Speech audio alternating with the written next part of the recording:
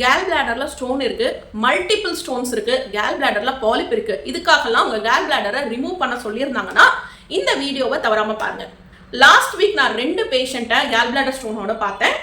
ஒருத்தங்க ஒரு 38 years female, அவங்களுக்கு பெரிய பேக்ரவுண்ட் எதுவும் இல்லை, கேல் பிளாடர்ல ஒரு 5 mm ஸ்டோனு. அது டயக்னோஸ் பண்ணப்பட்ட உடனே, இத்தனைக்கும் அதில் எந்த பெயினும் கிடையாது, அதனால எந்த சிம்டமும் இல்லை, ஒரு ஜென்ரல் செக்அப் போகும்போது தான் டயக்னோஸ் பண்ணாங்க.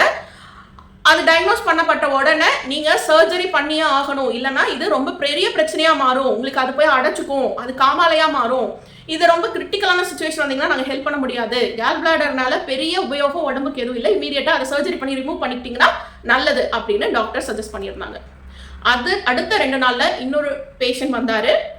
ஒரு 60 இயர்ஸ் மேல், அவங்களோட ஃபேமிலியில ஒரு 4-5 டாக்டர்ஸ் இருக்காங்க, அதுவும் சர்ஜன்ல இருந்து ஒரு பெரிய பெரிய டாக்டர்ஸ் அவங்க ஃபேமிலியில் இருக்காங்க. அவரு ஹோமியோபதிக்கு வராரு, டாக்டர் எனக்கு கேல் பிளாடர் ஸ்டோன் இருக்கு, ட்ரீட்மெண்ட் வேணும்னு சொல்லிட்டு. சரி, ஸ்டோன் டயக்னோஸ் பண்ண என்ன ட்ரீட்மெண்ட் இது வரைக்கும் போயிருக்கு அப்படின்னு கேட்கும்போது, நான் இந்த மாதிரி என்னோட ரிலேட்டிவ் டாக்டர் கிட்ட போனேன், 1.5 சென்டிமீட்டர் ஸ்டோன் தானே, இது ஒன்றும் பண்ணாது, சர்ஜரி எல்லாம் தேவையில்லை, சிம்டம் வந்தா வாங்க, இப்போதைக்கு அது பண்ணக்கூடிய சுச்சுவேஷன் இல்லை, அதனால நீங்க வேற ஏதாவது ட்ரை பண்ணுங்கன்னு சொல்லி அனுப்பிச்சிட்டாரு அப்படின்னு சொன்னார்.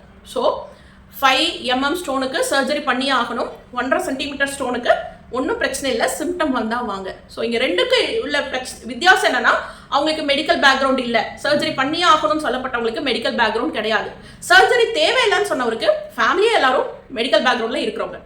ஸோ இதுல இருந்து நீங்க தெரிஞ்சுக்கோங்க, உங்களோட உறுப்பு அப்படிங்கிறது நீங்க முடிவு பண்ணி எடுக்க வேண்டிய ஒரு விஷயம். தேவையே இல்லாம உறுப்பு இழப்பு இங்க நிறைய நம்ம பார்த்துட்டு இருக்கோம். ஒரு ஸ்டோன் கேல் பிளாடரை ரிமூவ் பண்ணணும் அப்படின்னா அது எந்த மாதிரி கண்டிஷன்ல எல்லாம் பண்ணணும் அப்படின்னு ஒரு புரோட்டோகாலே இருக்கு.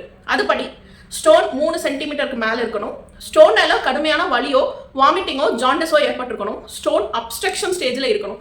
இந்த மாதிரியான விஷயங்கள் இருந்தால் மட்டும்தான் கேல் பிளாடரை ரிமூவ் பண்ணணும் அப்படிங்கிற ஒரு புரோட்டோகால் இருக்கு. ஆனால் அதை எந்த டாக்டர்ஸும் ஃபாலோ பண்றது இல்லை.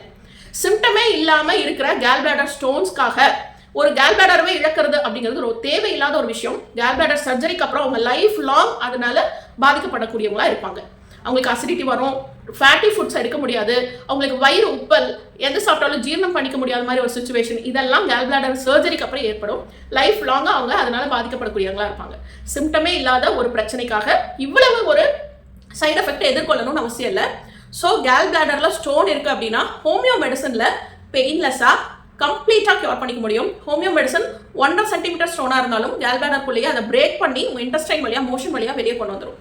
ஸோ ரொம்ப சிம்பிளா ஹோமியோ மருந்தில் சரி பண்றதை விட்டுட்டு கேல் பிளாடரை இழக்கக்கூடிய இந்த மாதிரியான ட்ரீட்மெண்ட்க்கு போக தேவையில்லை. இதுக்கான உங்களுக்கு வேற ஏதாவது ஹெல்ப் தேவைப்பட்டா கான்டாக்ட் பண்ணுங்க. தேங்க்யூ.